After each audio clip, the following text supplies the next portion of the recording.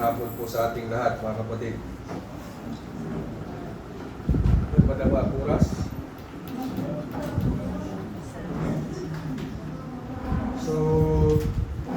So umagang ito, hapon, sinusubukan ko lang kung gising kayo. Gising kayo. Sa hapong ito, patuloy tayong sasamba sa ating Panginoon. At pag-aaralan po natin, yung nakasulat dito sa Bible natin, sa harap natin, is heaven your destination? Kahapon, kung sa mga nagpunta doon sa apat na bisita natin, kung napansin ninyo sa kanilang mga tinuro nila yung encouragement, tinuro nila na dapat maging anak tayo ng Diyos dahil sa dahilan na nais din nila o nais ng Diyos na tayong lahat ay mauwi sa langit. So sa hapong ito, ang tanong ng bawat isa sa atin, is heaven your destination?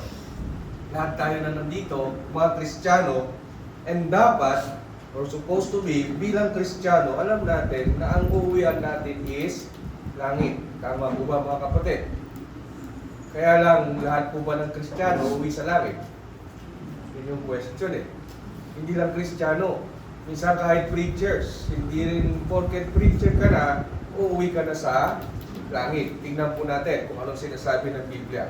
Matthew chapter 7, verse 21 to 23. Kaya nga kapag kami nagtuturo, bago namin maituro sa inyo, una muna kaming tinamaan. Dahil habang pinag-aaralan namin yan, natatamaan na kami kung may ginagawa kaming mali. Di po ba? Kaya nga kinakailangan, kung napansin nyo, kung di ako nagkakamali, si Brother Alan ang nagsabi kahapon na mas gusto kong makita yung sermon kaysa marinig yung sermon. Anong ibig sabihin? Dapat kung ano yung tinuturo natin, na i-apply natin sa ating buhay. Hindi yung itinuturo lang, hindi yung sinasabi lang. Tingnan natin, Matthew chapter 7, verse 21, sabi niya, hindi ang bawat nagsasabi sa akin, Panginoon, Panginoon, ay papasok sa kaharian ng langit, kundi ang gumaganap ng kalooban ng aking Ama na nasa langit. So buksan natin ng konti yung ating mga mata. Buksan din natin yung ating mga isip. Meron ba tayong mga nakikilala ng tawag nila sa ating Panginoong si Jesus ay Panginoon? Meron po? Di ba, lahat naman ng denominasyon, lahat na nagpapakilala sila reliyoso, anong tawag nila sa ating Panginoong Jesus? Panginoon. Kahit yung mga sekta na hindi naniniwalang si Kristo ay Diyos, tinatawag pa rin nila si Kristo na Panginoon. Pero sinasabi rito ng Biblia, malinaw na sabi niya, hindi ang bawat tumatawag sa akin, Panginoon, Panginoon, ay papasok sa kaharian ng langit. So, sino lang yung papasok sa kaharian ng langit? Sinunod niya, sabi niya, kundi ang gumaganap ng kagustuhan ng aking Ama na nasa langit. So, kung titingnan natin, maraming nagsasabing Panginoon, kaya lang hindi sila papasok sa langit dahil hindi nila sinusunod yung kagustuhan ng Diyos. It follows, hindi lang sa ibang mga denominasyon. Kahit sa loob ng iglesia ng ating Panginoong Kristo, kahit sa atin, merong mga Kristiyano na hindi pa rin papasok sa langit kahit na tinatawag nilang Panginoon si Jesucristo. Bakit? Dahil hindi nila sinusunod ang kalooban ng ating Ama na nasa langit. And sabi pa dito, pagdating ng panahon, nung araw ng paghuhukom na yan, kapag umarap na tayo sa hukuman ng Diyos, anong sasabihin ng mga hindi papasok sa kaharian ng langit? Sabi niya, marami ang mga nagsasabi sa akin sa araw na yaon. Ito na yung araw ng paghuhukom. Nahaharap na tayong lahat sa hukuman ng Diyos. Anong sasabihin nila? Panginoon, Panginoon, hindi baga nagsipanghula kami sa iyong pangalan, at sa pangalan mo ay nangagpalayas kami ng mga demonyo, at sa pangalan mo ay nagsigawa kami ng maraming gawang makapangyarihan. Meron bang gumagawa nun ngayon? Meron pa bang mga nagsisipanghula sa pangalan ni Jesus? Marami. May mga nagpapakilala pa rin. Kaya nga lang yung iba, sinasabi ng iba, sa araw na to, sa taon na to, babalik na yung ating Panginoon, bumalik ba? Nanguhula sila, ginagamit nila yung pangalan ng Panginoon. Marami pa rin, sabi niya rito, yung mga nagpapalayas ng mga demonyo, at marami pa rin yung mga nagsisigawa ng gawang makapangyarihan. May mga denominasyon pa rin. Hindi ako magbabanggit ng pangalan kung anong denominasyon dahil ayaw natin manira, kaibigan din natin sila. May mga denominasyon na sabi nila, dalhin nyo sa amin yung mga may sakit ninyo, ipag-pray namin, pagkatapos namin ipag-pray, gagaling sila. Gumagaling po ba? Hindi po ba? Ginagamit nila yung pangalan ng Panginoon. Anong isasagot ng Panginoon sa kanila? Verse 23, at kung magkagayoy ipahahayag ko sa kanila, kailan may hindi ko kayo nakikilala, magsilayo kayo sa akin, kayong manggagawa ng katampalasanan.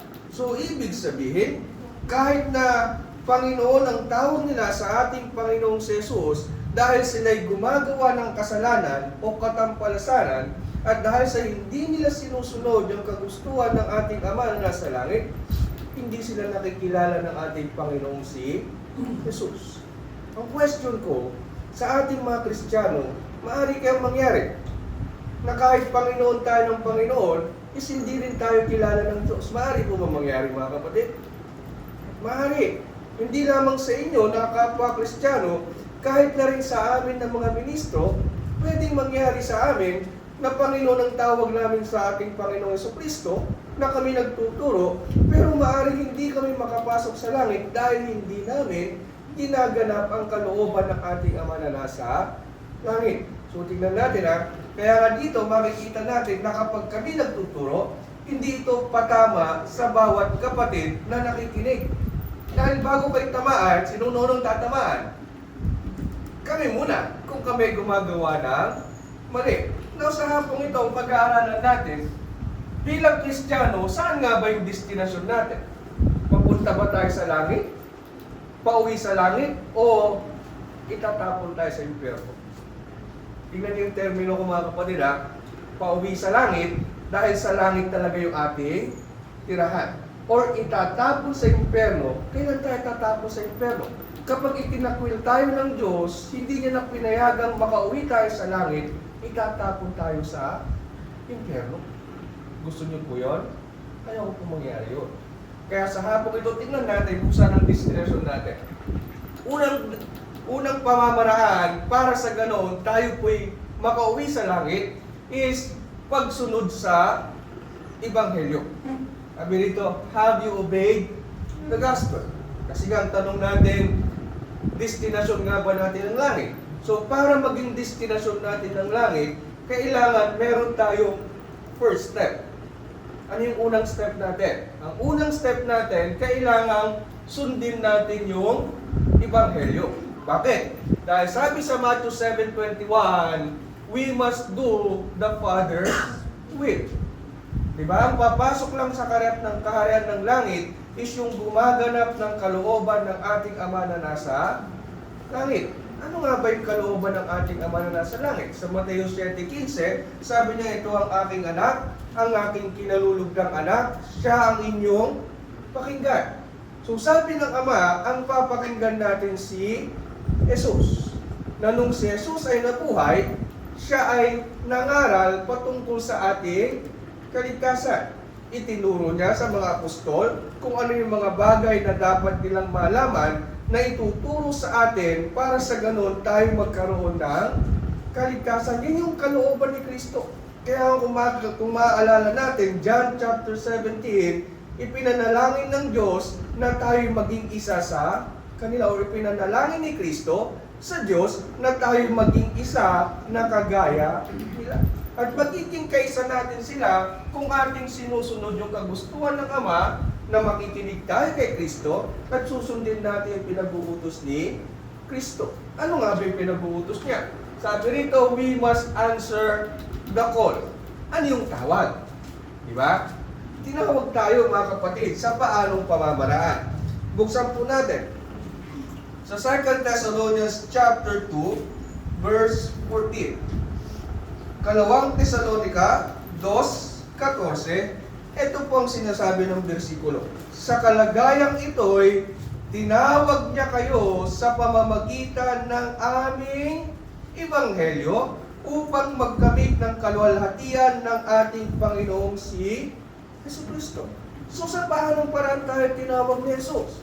Sa pamamagitan ng Ebanghelyo. Ano po ba yung Ebanghelyo na pag-aralan natin o itinuturo ng Biblia ayon sa 1 Corinthians chapter 15 verse 1 to 4? Ang nilalaman ng Ebanghelyo is patungkol sa death, burial, and resurrection of our Lord and Savior, Jesus Christ.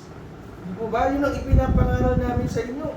Yung nilalaman ng Ebanghelyo na merong isang Jesus na naibigay sa atin. Kaya nga sabi ng Biblia, John 3:16, For God so loved the world that He gave His only begotten Son, that whosoever believeth in Him shall not perish but have everlasting life. Pero yung believe na yun, hindi pananampalataya lang. Kailangan merong kasunod na obedience. Kailangan makinig tayo doon sa tawag sa atin. Tinawag tayo sa pamamagitan ng Ebanghelyo. Bakit po ba? Dahil sabi sa Romans chapter 1 verse 16, For I am not ashamed of the gospel of Christ, for it is the power of God unto salvation. Di mo ba? Kapag tayo nakinig sa Ebanghelyo, sumunod tayo sa Ebanghelyo, tayo nabautismuhan, doon pa lang natin matatanggap yung kaligtasan. Sa ibabaw ng mundo, meron bang ibang paraan para maligtas tayo? Meron bang ibang paraan na itinuro ang Diyos para sa ganon magkamit tayo ng kaligtasan? Wala po. Ang tanging paraan lang is makinig tayo sa Ebanghelyo at pagkatapos natin makinig, kinakailangang sumunod tayo sa Ebanghelyo. Gospel is to be obeyed. Tingnan po natin. Romans chapter 6. Bakit kinakailangan na sundin natin ang Ebanghelyo? Sa Romas 6, 17 hanggang sa 18, sabi niya, Dadapat salamat sa Diyos na pagamat kayo'y naging mga alipin ng kasalanan. Naging mga alipin ba tayo ng mga kasalanan, mga kapatid? Nung panahong hindi pa tayo Kristiyano, tayo'y mga makasalanan. Alipin tayo ng kasalanan. Mas gusto nga natin na gumagawa tayo ng kasalanan kaysa sumusunod tayo sa ating Panginoon. Pero sabi niya rito, Datapwat salamat sa Diyos na bagamat kayo'y naging mga alipin ng kasalanan, kayo'y naging mga matalimahin sa puso doon sa uri ng aral na pinagbigyan sa inyo. Bagamat tayo alipin ng kasalanan, itinuro sa atin ang Ebanghelyo, at nung narinig natin yung Ebanghelyo, kausap dito ni Pablo, yung mga unang Kristiyano, nung narinig nila yung Ebanghelyo, sila'y sumunod sa Ebanghelyo. Sabi niya rito, kayo'y nagtalimahin, sumunod kayo doon sa mga aral na itinuro sa inyo. At yamang pinalaya kayo sa kasalanan, ay naging mga alipin kayo ng katwiran. Nung sila'y sumunod sa Ebanghelyo, ano nangyari sa kanila? Napalaya sila sa kasalanan. Di mo ba? Nagkamit sila ng kaligtasan. Bakit nga ba natin kailangan sundin yung Ebanghelyo? Sa paanong pamamaraan? We obey by believing, by repentance, by confessing, and by being baptized. Sinong paniniwalaan natin? Si Jesus. Di mo ba? Sino bang ibinigay ng Diyos na magliligtas sa atin? Si Jesus. Si Jesus yung nangaral, si Jesus yung nagturo sa atin, si Jesus ang nagbigay ng kanyang buhay sa yung dapat nating panampalatayanan. At kapag tayo nanampalataya na kay Jesus, kailangan nating magsisi. Saan? Anong pagsisisihan natin? Yung ating kasalanan. Anong kasalanan natin noon? Noong unang panahon, nung tayo makasalanan pa, hindi tayo nakikinig kay Kristo, hindi tayo sumusunod kay Kristo. Pero dahil sa nakilala na natin siya, nalaman natin ang dahilan kung bakit siya napunta sa atin, kailangan na natin pagsisihan yung pagsuway natin kay Kristo. At kung tunay na nagsisi na tayo, kailangan ipahayag natin sa pamamagitan ng ating mga bibig na si Jesus ay anak ng Diyos at ating tagapagligtas. Pero hindi doon tumitigil. Kailangan kumplituhin. Mark 16:16 ang sabi, sino mang manampalataya at mabautismuhan ay maliligtas. So kapag tayo'y nakinig, nanampalataya, nagsisi, ipinayag si Jesus at tayo nabautismuhan, tayo po'y magkakamit ng kaligtasan at tayo'y makakauwi sa langit. Paano yung mga ayaw sumunod? Paano yung mga ayaw sumunod sa Ebanghelyo? Ano pong mangyayari sa kanila? Tingnan po natin, 2 Thessalonians chapter 1, verse 7 hanggang sa verse 9. Kung inyo pong napapansin, yung mga binabasa po, yung mga pinag-aaralan po natin, nasa Biblia. Binabasa ko para may paliwanag nyo rin sa mga mahal ninyo sa buhay na hindi pa sumusunod. Dahil ang sabi rito, 2 Thessalonians chapter 1, verse 7, at kayong mga pinighati ay bigyang kasama namin ng kapahingahan sa pagpapakahayag ng Panginoong Yesus mula sa langit na kasama ang mga anghel ng kanyang kapangyarihan na nasa nagninningas na apoy.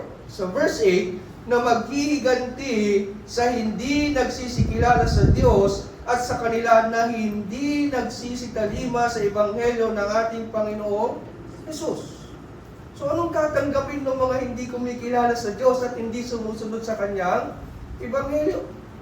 Ito ang tatanggapin nila, na siyang tatanggap ng kapurusahan na walang hanggang kapahamakang mula sa harapan ng Panginoon at mula sa kaluwalhatian ng Kanyang kapangyarihan. Ang tatanggapin ng mga ayaw sumunod sa Ebanghelyo na mga hindi kumikilala sa Diyos, kaparusahan saan? Doon sa impyerno. Kaya nga pagbalik ng ating Panginoon at hindi tayo Kristiyano, hindi tayo anak, hindi pa natin tinatanggap yung kaligtasang kaloob ni Kristo, ipapatapon po tayo sa impyerno. Now, question, kapag meron kayong mahal sa buhay, na alam niyong ipapatapon ng Diyos sa impyerno, masaya po ba tayo o malungkot? Diba ba? Kinakailangan ngayon pala, may turo natin sa ating mga mahal sa buhay na kinakailangan natin sundin yung Ebanghelyo para sa ganoon, kasama natin, makauwi din sila sa langit. Now, paano Brad kung nasunod na namin yung Ebanghelyo? O nasunod na natin yung Ebanghelyo? Halos lahat tayo rito mga Kristiyano. Sumunod na tayo sa Ebanghelyo, nakamit na natin yung kaligtasan, ibig bang sabihin, hanggang sa pagbabalik ni Kristo, ligtas na tayo? O baka hindi naman. Hindi ba? Baka hindi naman. Baka sumunod lang tayo sa Ebanghelyo nung una, pero pagkatapos nating mabautismuhan, balik na naman tayo doon sa ating gawain. Tingnan natin. Sabi niya rito, para tayo makauwi sa langit, we set our affections on things above. Di ba? Gusto natin makauwi sa langit.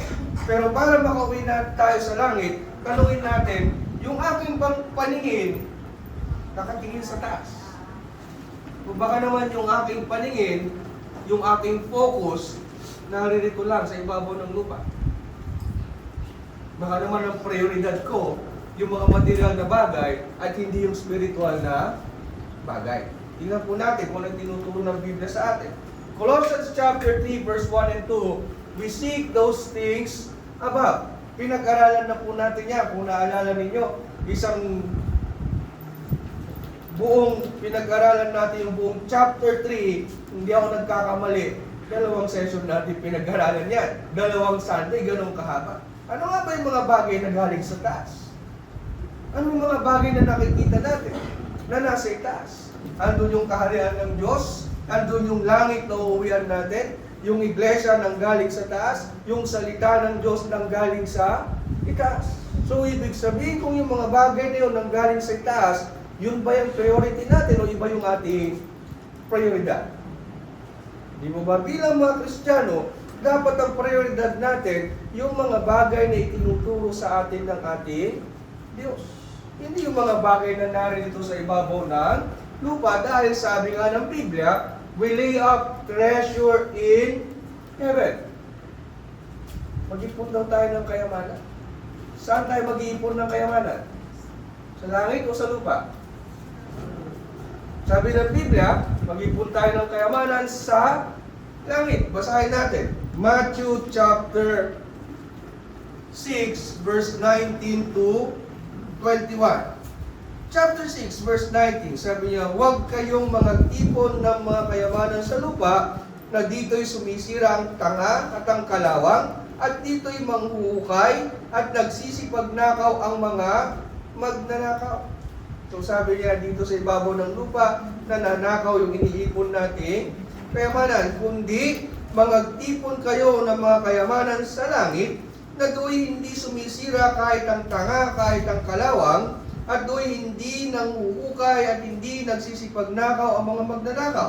Sapagkat kung saan naroroon ang iyong kayamanan, doon naman doroon ang iyong puso. Kung titingnan natin, merong isang nagsabi sa akin, nasabi niya, so ibig bang sabihin, Brother Jerome, hindi na ako magtatrabaho, hindi na ako maghahangad na yumaman, hindi na ako mag-iipon. Yung bang ibig sabihin nun?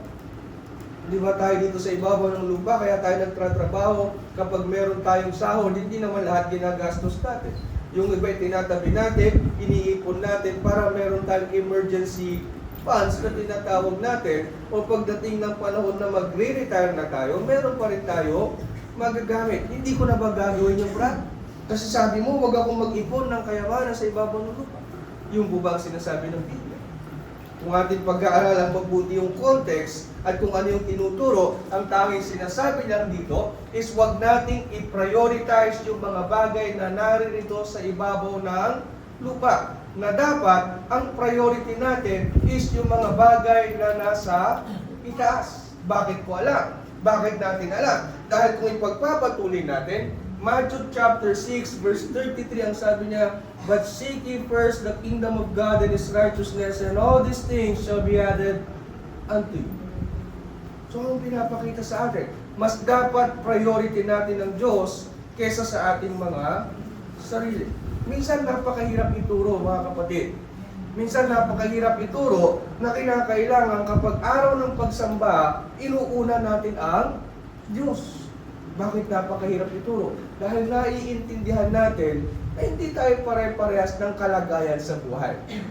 Merong mga kapatiran na mahirap, at karamihan sa mga kapatiran masasabi natin isang kahig, isang tuka, na kung hindi tatrabaho, walang kakainin. Pero ganoon na lang ba kaliit yung pananampalataya natin sa Diyos? Sa araw-araw, pinapabayaan po ba tayo ng Diyos? Na bakit pagdating ng araw ng linggo, araw ng paglilingkod dapat natin sa Diyos, mas pina-priority natin yung mga material na bagay kaysa sa spiritual na bagay.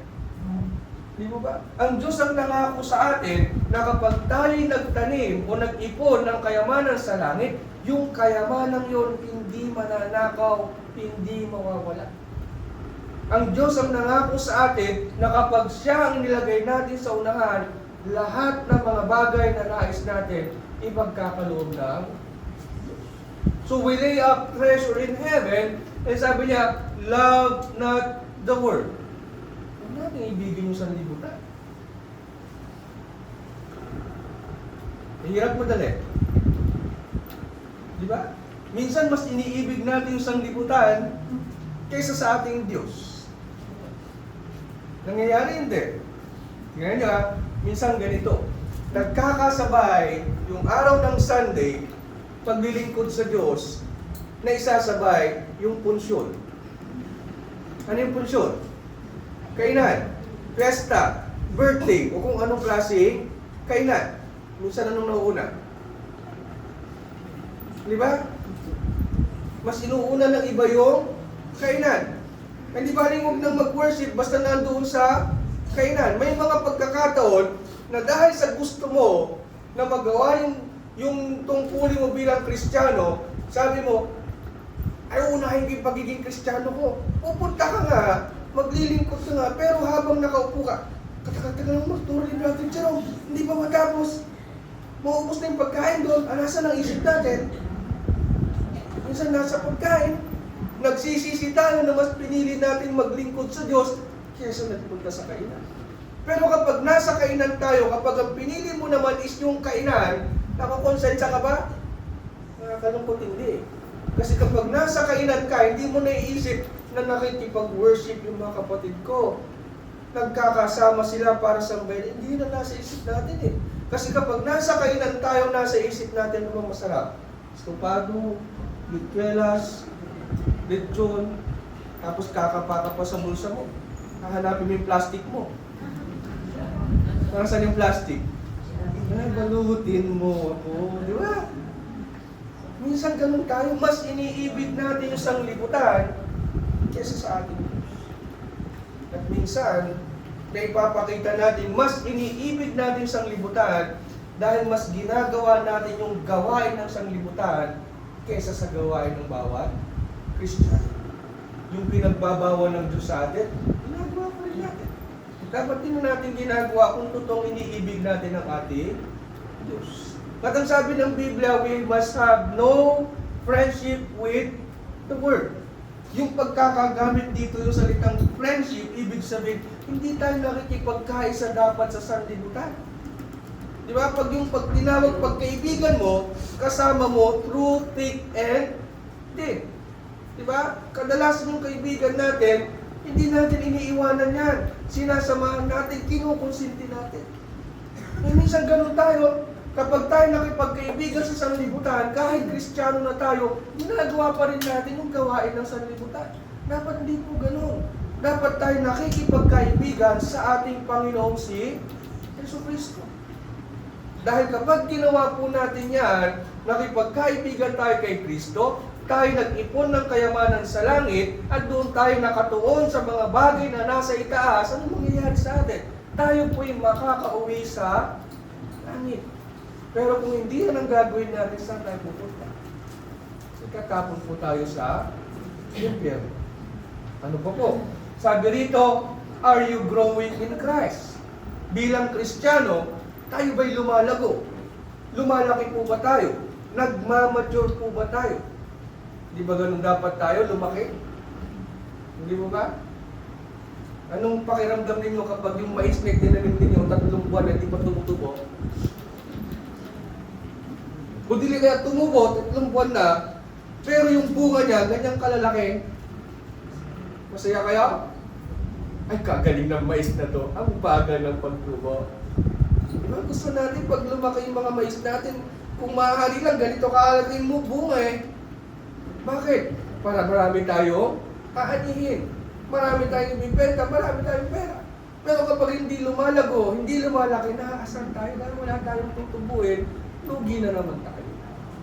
Ganon din sa ating pananampalataya. Kaya nga sabi rito, sa 1 Peter chapter 2, verse 1 to 2, we are instructed to grow. Gaya ng mga sanggol. Diba? Nung ipinanganak yung mga anak natin, sino ipinanganak yung anak ganito na kalaki? Diba kaliliit pa lang ng mga anak natin? Kung titignan nyo talaga, yung bagong panganak, maliit, na parang ang payat, parang pulubot. Pero pagkalabas nun, ang gagawin ng baby, iinom ng gatas galing sa kanyang nanay. After a week, yung maliit, biglang lalaki. Para saan? Bakit? Dahil na umiinom ng gatas, nakakakuha siya ng nutrients sa kanyang nanay, kaya siya ay lumaki. Now, kung bakit ganon, sinasabi ng Biblia na dapat ganon din tayo. Di ba? Dapat para tayo mga sanggol na naghahangad ng gatas para tayo ay lumago. Pero huwag kayong lalabas mamaya. Baka mamaya pag uwi ninyo, sabi ni Brother Jerome, kailangan namin ng gatas. Magsibili kayo lahat ng Bear Brand. Yung po ba yung gatas natin? Hindi. Ang sinasabi lang dito ng Biblia, kailangan meron din tayong nutrients na ipinapasok sa ating katawan. Ano yung nutrients natin bilang mga Kristiyano? Ano yung magpapalaki sa atin? Ano yung magpapalago sa atin? Yung salita ng ating Panginoong si Jesucristo. Dahil Kristiyano tayo, mas hangarin sana natin na mapakinggan o mapag-aralan yung salita ng Diyos dahil yun ang magpapalago sa atin. Kaya lang minsan, ano mas gusto nating marinig? Yung salita ng Diyos o yung buhay ng kapitbahay? Di ba? Minsan alam natin lahat ng nangyayari sa paligid natin. Yung kay kumpare doon, alam natin yung issue niya. Yung kay kumare doon, alam natin yung issue niya. Kahit yung kumpare natin sa kabilang barangay, alam natin kung ano nangyayari sa kanya. Pero tanong mo yung Kristiyano, ano nakasulat sa Matthew 16:16? Ano nga ba yung brand? Hindi natin alam kung nakasulat sa Biblia. Dahil hindi tayo lumalago eh. Ang sabi rito, sa 1 Peter chapter 3 verse 18, but grow in grace and in the knowledge of our Lord and Savior, Jesus Christ. Ilang taon na tayong Kristiyano? Siguro 5 taon, 10 taon, 20 years na tayong Kristiyano. Ibig sabihin, kilala na natin si Jesus. So, sino si Jesus? Di ba? Minsan kapag binigla natin yung Kristiyano, tinanong, sino nga ba si Jesus? Anong sasagot ng Kristiyano? Wait, Brad. Bibigyan ko si Brother Jerry. Kasi Brother Edgar. Para sila yung sasagot sila. Nakilala na po ba natin ang ating Panginoon? Alam na po ba natin ang dahilan kung bakit namatay si Kristo? Alam na po ba natin ang dahilan kung bakit nais ng Diyos na patuloy nating sundin ang ating Panginoong Jesus? Kung baka mamaya, hindi pa natin may pagtanggol ang ating Panginoong Jesus. Hindi pa natin masabi kung bakit siya namatay sa krus. Kailangan dagdagan po natin yung ating kaalaman. Kaya nga sabi rito, sa 2 Peter chapter 1 verse 11, sa pananampalataya natin, we add graces. Basahin po natin. 2 Peter chapter 1 verse 5 to 11.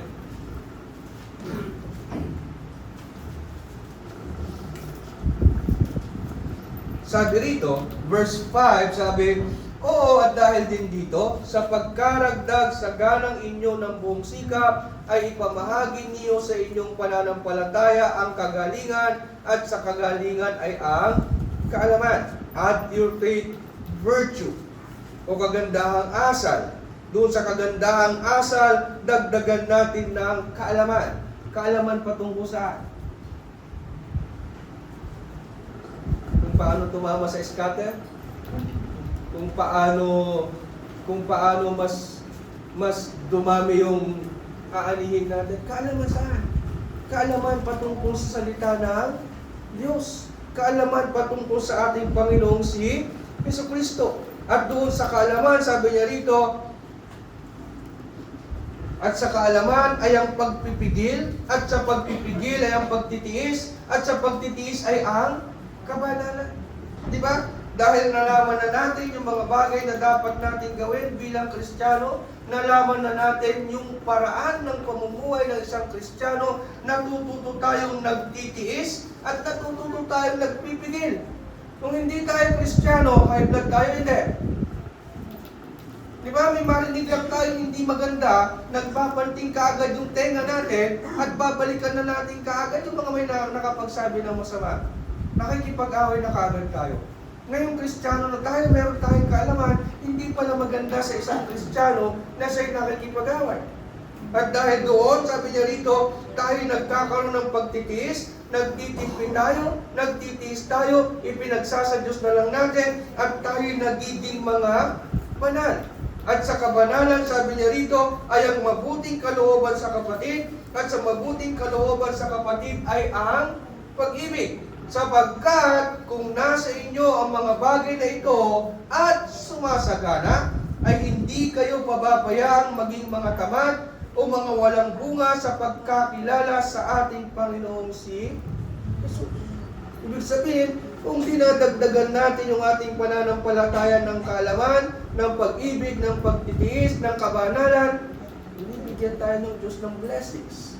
Binibigyan tayo ng reward. Hindi tayo pinababayaan ng Diyos. Nasabi pa niya rito, kaya nga mga kapatid, lalong pagsikapan ninyo na mga panatag kayo sa pagkatawag at pagkahirap sa inyo, sapagkat kung gawin ninyo ang mga bagay na ito, ay hindi kayo mga titisod kailanman.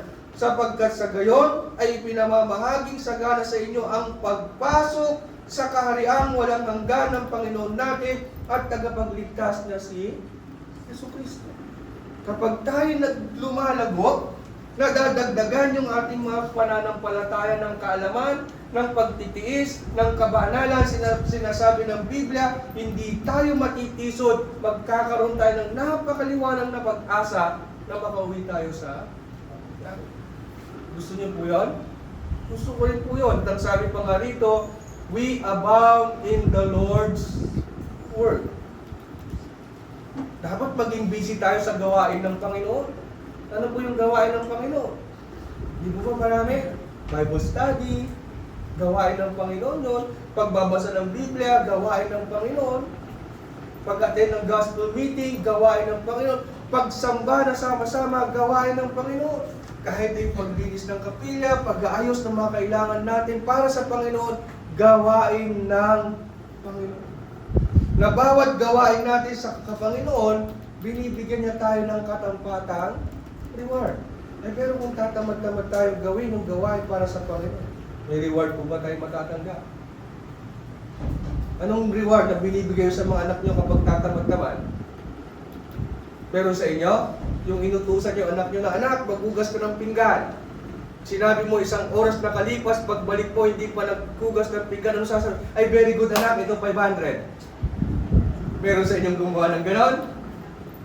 Baka napalo pa natin yung anak natin, no? Anong disante sa Panginoon? Kapag hindi tayo nagiging sagana sa gawain ng Panginoon, tamad tayong gawin yung trabaho ng Panginoon, nagiging malungkot ang Diyos, hindi niya tayo bibigyan ng blessings. Yung sabi pa rito, love should abound. Ibig sabihin, dapat sumagana din ang pag-ibig sa bawat isa. Kailan nyo nasasabing mahal nyo ang isang kapatid natin? Kailan natin masasabing mahal nga natin yung ating kapatid?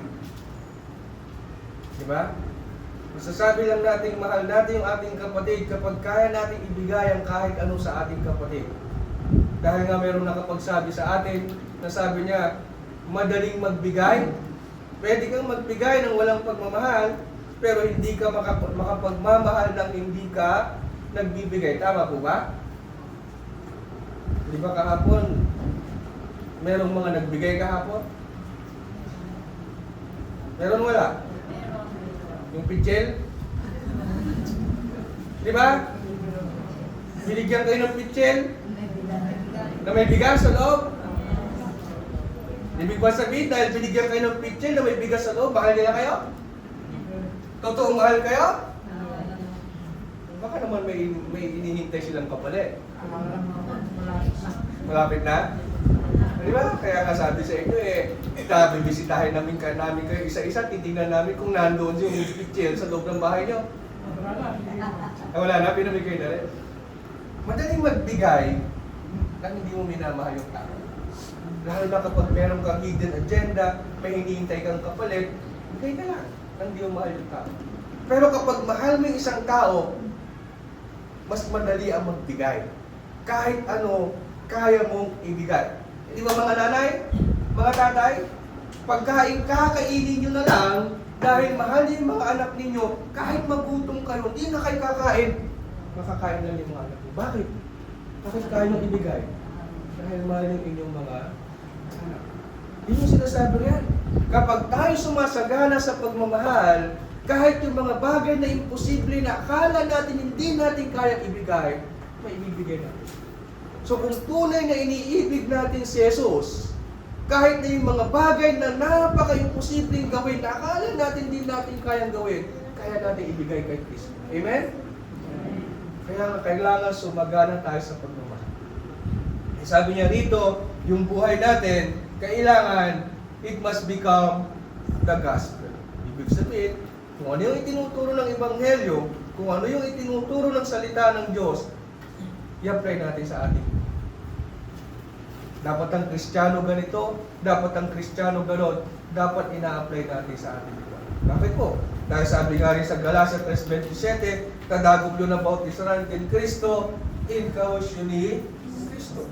Binis natin si Kristo na walang kasalanan. 2:20 ng Galatia, sabi roon, namubuhay na sa ating katauhan si Kristo. At dahil nabubuhay sa katauhan natin ng ating Panginoong Jesucristo, hindi na tayo gagawa ng kasalanan. Gagawin natin mga pinag-uutos sa atin ni Kristo. Maaaring mahirap sabihin, pero kung talagang mahal natin ang ating Panginoon, lalago tayo sa kaalaman patungkol kay Kristo. At dahil sa lumago tayo, yung mga bagay na imposible na sabi mo nga hindi natin kayang gawin, magagawa natin para sa ating Panginoon. Para ano? Para tayo makauwi sa langit. Ano pa yung isa? Sabi niya, are you proving faith? Kaya ba nating patunayan na tayo tapat sa ating Panginoon? Ano yung mga pamamaraan para mapatunayan natin tapat tayo sa Panginoon para tayo makapasok sa langit? Hindi ba nung nililigawan kayo, yung mga dalaga natin dito? O kahit yung mga dating dalaga na, nung nililigawan kayo ng mga asawa nyo ngayon, ng mga loves nyo ngayon, anong hinihintay ninyo? Diba? Bago nyo sila sagutin. Kailangan mapatunayan nila na totoong mahal nila kayo. Noong unang panahon, ang hirap patunayan eh. Di ba? Kailangan mag-igib, kailangan magluto, kailangan magtrabaho para mapatunayan hindi lang sa mga sa nililigaw mo, kundi sa magulang mo na mahal mo talaga siya. Eh ngayon, paano maligaw? Ako, messenger, no? Messenger na lang. Minsan hindi pa nagliligawan. Diba, mas maganda yung unang panahon. Mapapatunayan mo kung gaano ka kamahal. Ganon din sa atin. Sa ating pananampalataya sa Diyos, hindi sapat yung sabihin mong nananampalataya mo sa Diyos. Hindi sapat yung sasabihin natin, mahal ko ang Diyos dahil napakadaling sabihin, mahal natin ang Diyos. Tama po, mali? Ay napakadali rin sabihin na mahal ko kayong lahat. Anong kailangan ng Diyos? Ang kailangan ng Diyos, yung patunay natin na tayo tunay na dapat sa Kanya. Hindi ba? Ang daming Kristiyano na nagsasabi, tanungin mo ang bawat Kristiyano, mahal mo ba si Kristo? Anong sasagot? May Kristiyano ba na sasagot na hindi ko mahal si Kristo? Diba? Pag tinanong mo isang Kristiyano, ikaw ba'y umiibig kay Kristo? Mabilis pa sa alas 4, ang sagot, oh Brad, mahal na mahal ko si Kristo. Pagdating ng araw ng linggo, nasaan? Pagdating ng araw ng pagtitipon para sa ating Panginoong Jesucristo, para maipakita nila yung kanilang pag-ibig, nasaan? Brad, wala ka sa kaming makain. Brad, may bisita kasi. Brad, masakit kasi yung ulo ko. Brad, nakatulog kasi. Paano natin mapapatunayan kay Kristo kung hindi natin kaya magsakripisyo para sa Kanya? Di mo ba? Hebrews 10:27. Bakit ba nais ni Kristo na tayo magtipon? Para ba sa Kanya? Basahin nga po natin kung yung Hebrews 10:27 na sinasabi ni Jesus na tayo magtipon is para sa Kanya. Kung si Jesus nga ba makikinabang? Tignan natin. Hebrews chapter 10 verse 25, sabi niya, na huwag nating pabayaan ang ating pagkakatipon na gaya ng ugali ng iba, kundi mag-arala sa isa't isa, at lalo na kung inyong namamalas na nalalapit na ang araw. So tingnan nyo kung bakit pala tayo inuutusan ng Diyos na tayo magtipon-tipon sapagkat nalalapit na yung araw. Ano po yung araw na nalalapit na? Yung araw ng paghukom. Now, bago dumating yung araw ng paghukom, kinakailangan nating maging matibay. Dahil kung hindi tayo magiging matibay, makakauwi ba tayo sa langit kapag dumating yung araw ng paghukom? Hindi po. So, ibig sabihin, kung bakit tayo pinagtitipon-tipon, para tayo mga karalan, para tayo tumibay. So, sino magbe-benefit? Si Jesus o tayo? Tayo ano po? Kaya kailangan samantalahin po natin. Kaya nga, kapag tayo nagtitipon-tipon, ipinapakita natin na tayo tapat, eh sabi rito, para rin tayo makauwi sa langit, we must not grow weary. Dapat hindi tayo mapagod. Marami na ba tayong kilalang kapwa Kristiyano na napagod na? Marami na po, ano po? Abay, nung pandemic, kadami-dami natin, halos hindi tayo magkasya. Asan yung iba? Napagod na? O nawala na yung takot? Wala na kasing pandemic eh. Diba? Kung di ba yung pandemic, may takot, baka kasi pag namatay ako, di ako mapunta sa langit. Dahil wala ng pandemic, hindi na natatakot na mamatay dahil sa virus, nakalimutan na rin ng Diyos. Napagod na rin sa paglilingkod sa Diyos. Kapag tayo napagod, magkakamit po ba tayo ng reward? Halos lahat tayo magsasaka. Tama po mali. Nung last year, nagtanim tayo, tumubo yung palay natin, maayos yung palay natin, biglang umulan ng dire-diretso. Ano nangyari? Yung tubig doon sa gato, bumaba, saan napunta? Last year din, nagtanim tayo ng mais. Dahil hindi umulan, dire-diretsong walang ulan. Ano nangyari sa mais natin? Kapag kaliliit ng bunga, natuyot. Diba? Pero ang tanong, nabaha yung mga palay ninyo, natuyot yung mga mais, tumigil kayo sa pagtatanim? Ano ginawa nyo? Kami nagtanim uli kayo. Nagtanim kayo ng mais. Balita ko na laki ng mais nyo ngayon. Kagaganda ng bunga. Bakit? Hindi kayo napagod. Hindi kayo tumigil. Pero kung napagod kayo, tumigil kayo, meron ba kayong magandang aanihin ngayon? Wala po. Ganon din sa ating pananampalataya. Sa ating pananampalataya at paglilingkod sa Diyos, marami tayong problema na kakarapin, maraming pagsubok na darating sa atin, at kapag tayo napagod, makakauwi po ba tayo sa langit? Hindi po. Kaya magpatuloy po tayo mga kapatid. Yung problema darating yan. Dahil sa ibabaw ng mundo, nakakita na kayo ng taong walang problema. Di ba? Minsan, para mas maganda, para subukan natin buksan yung ating mga mata. Subukan natin obserbahan yung nasa paligid natin. Kasi kadalasan, kapag may dumarating na problema sa atin, ang lagi nating sinasabi, kawawa naman ako, lagi na lang ako may problema, hindi yata ako mahal ng Diyos. Pero buksan natin yung mata natin, tumingin tayo sa malayo. Tingnan natin yung iba. Baka meron pang tao na mas masahol ang problema kaysa sa atin. Meron pang ibang tao na mas mabigat yung dinadala kaysa sa atin. Huwag po tayo mag-self-pity mga kapatid. Kapag may problema tayo, magpatuloy tayo, at kung kakayanin pa natin yung problema, matuto tayong tumulong sa mga mas nangangailangan. Ipagpatuloy natin yung ating gawain. Ito mga kapatid, minsan ang hirap ituro dahil kahit kami ng mga ministro na-experience namin yan. May mga panahon na nagsasawa rin kami. May mga panahon na pinanghihinaan na rin kami. Kapag nag-uusap-usap kami, minsan sinasabi ko kay Mami, parang ayoko na Mami. Parang gusto ko na tumigil na mangaral. Parang habang nangangaral kami, lagi namin tinuturo kung ano nakasulat sa Biblia, pero parang hindi nila naiintindihan, hindi nila pinapakinggan, parang nakakasawa na rin. Alam niyo ano sinasabi sa akin ni Sister Lucati?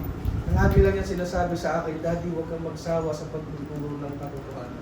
Huwag kang magsawa sa paggawa ng nararapat para sa Panginoon dahil ibibigay din ng Diyos yung inyong reward. Ano bang sabi dyan? Galatians chapter 6 verse 9. Ang sabi rito, Galatians 6:9, at huwag tayong mga pagod sa paggawa ng mabuti, sapagkat sa kapanahunan ay magsisipag-ani tayo kung hindi tayo mga titimago. So tayo mga Kristiyano, mga kapatid, huwag din po tayo mapagod na maglingkod sa Diyos. Darating ang panahon, uuwi po tayo sa langit. Gusto po namin na kung dumating yung panahon na uuwi kami sa langit, lahat po tayo magkakasama. Lahat po tayo uuwi sa langit. Ano pa po? Sabi rito, we run to win.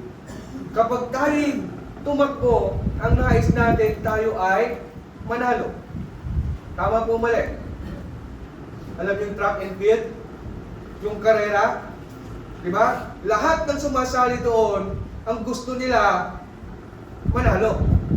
May sumali ba doon na hindi niya gusto manalo? Di ba? Ang gusto nila, maging first place sila. 1 Corinthians chapter 9, verse 24 hanggang 27. Sabi rito, chapter 9, verse 24, hindi ba ganinyo nalalaman na ang mga nagsisitakbo sa takbuhan ay tumatakbong lahat? Ngunit iisa lamang ang tumatanggap ng gantimpala. Tama po mali. Diba? Merong sasali na 20 na kalahok, pero isa lang naman ang magcha-champion. Patuloy natin. magsitakbo kayo ng gayon upang magsipagtamo kayo. Yung mga sumasali doon sa karera, paano sila tumakbo? Mabilis. Diba? Pagkasabi ng go, pagkaputok ng panel, ang takbo nila, ganon? Diba? Go! Ay! Ganon? Parang makakamatapos ng una. Diba kung nakita ninyo, ubus lakas, ibinibigay nila yung 100% nila para mauna silang matapos. Ang sabi ni Pablo, magsitakbo kayo ng gayon upang magsipagtamo kayo. Ibig lang sabihin, sa atin ding takbuhin, nais nating makarating sa finish line, doon sa langit. Na sa ating pagtakbo, dapat nakapokus tayo. Diba? 100% ang binibigay natin para ma-receive natin yung reward na ibibigay ng Diyos sa atin. At ang bawat tao na nakikipaglaban sa mga palaruan ay mapagpigil sa lahat ng mga bagay. Ginagawa nga nila ito upang magsipagtamo ng isang putong na may pagkasira, ngunit tayo iyo'y walang pagkasira. Di ba yung sumasali sa contest, sa mga karera na ganon, meron silang disiplina sa katawan? Nakakita na kayo nung sumasali sa karera kasing tabako? O mas sexy sila sa atin? Mas payat sila. May disiplina sila. Hindi sila kain ng kain kasi kailangan ma-maintain nila yung kanilang weight, yung timbang nila, para sa ganoon mas mabilis sila kapag sila ay tumatakbo sa karera. Now yung disiplina sa pagkain, madali mahirap. Mahirap no? Kapag nakita mong masarap, kain ka ng kain. Pero sabi roon, dinidisiplina nila yung katawan nila para gusto nilang manalo sila.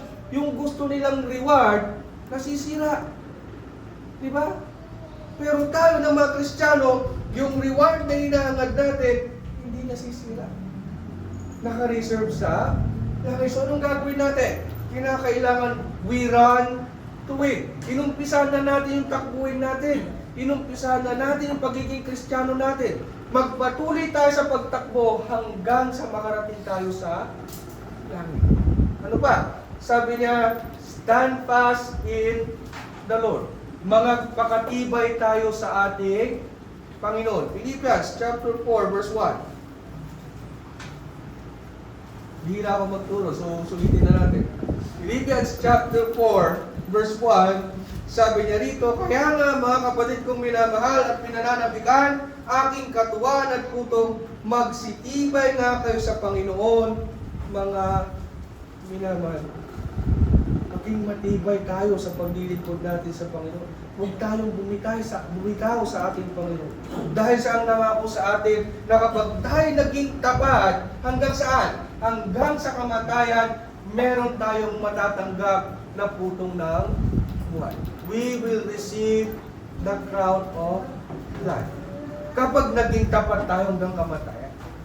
Pero para maging tapat tayo, kailangan maging matibay tayo sa ating paglilingkod sa Diyos. So mga kapatid, saan nyo gusto umuwi? Gusto nyo umuwi sa langit? O gusto nyo may tapon sa impyerno?